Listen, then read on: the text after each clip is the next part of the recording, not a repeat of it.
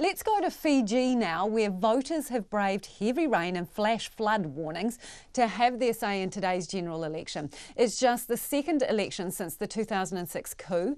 Polling centres have just closed, and RNZ Pacific's Sally Round joins us now from a voting centre in Suva. Voila, Sally, how is the mood been there today?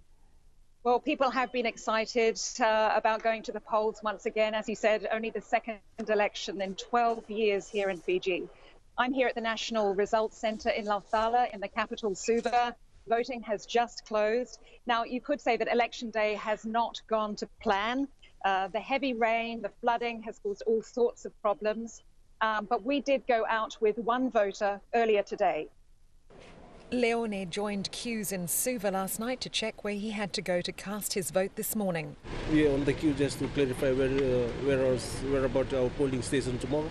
Just on the last day, and now we're very excited of that.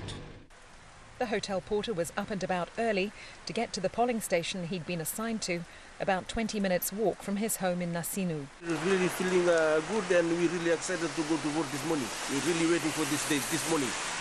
Vote and make it count, my people. And yes, don't let the rain deter you. Don't let Fiji's voting system radically changed under the 2013 constitution, which abolished voting along communal or ethnic lines and brought in one national constituency.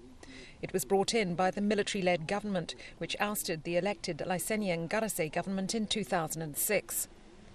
In the first election since the coup, there was a very high 84% voter turnout, indicating people's desire to have their voice heard after so many years of military rule.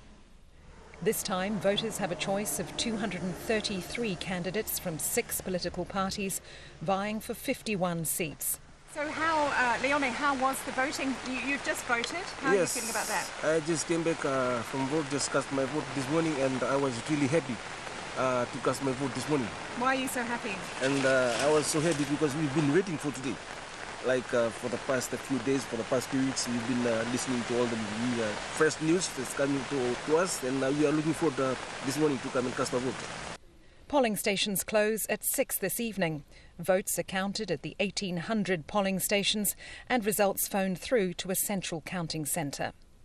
These provisional results are then collated with early polling and postal ballots before the final result is released in the next few days. Well, if you were watching Sally's piece or even listening, you would have noticed the torrential rain there. Sally, what effect did that have on some of the polling stations? Well, since we did that report, polling was suspended at 28 polling stations. That's a block of some 7,000 voters among about 550,000 voters who were meant to go to the polls today.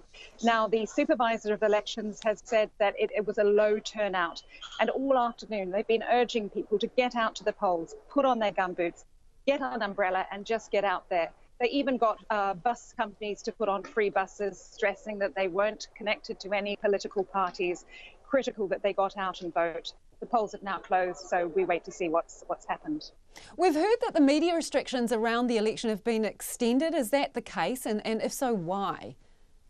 Yes, the extension of that media blackout where we aren't allowed to, we accredited journalists here have to follow the electoral law, which is basically not talking to any politicians, obviously, no campaigning stuff, but even extending to opinion and debate, that can't be talked about at all. So that has been extended indefinitely at this stage, or at least until further notice, because those polling stations that where polling was suspended, those votes, those ballots will be shredded, and the people there will have to go back to the vote. And so they're saying, when the weather clears, perhaps that might be the case that they go back then, but we don't know. So Frank Bainimarama, what did he have to say when he cast his vote?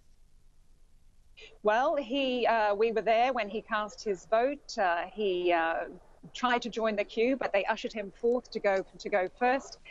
He said that he was looking forward to winning.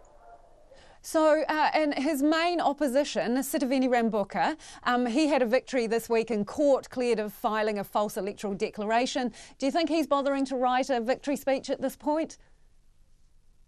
Lisa, that's one of the things I can't talk about under this media blackout. Interesting, isn't it? So, other people, how were they feeling about going out casting their votes today? The ones that braved the weather. Yeah, that's right. Those people, they seem very excited about it. There is a security issue here that people do go out and stock up over election time. We heard, people might be getting, a couple of weeks worth of food. They haven't gone out in the days previous, just, making sure they're not spending any money so that they've got enough to see them buy if anything does happen. The police commissioner put out a statement yesterday stressing that security was all in hand, but there had been some rumour mongering going on, and some people had been taken in for questioning around sort of incitement, but stressing that he was talking with the military and things were secure and safe for people in Fiji to go and vote. That is Sally Round. Thanks for joining us, Sally, who is at a vote counting centre there in Suva. Interestingly, what she is able to say is controlled very strictly by reporting rules there around the election.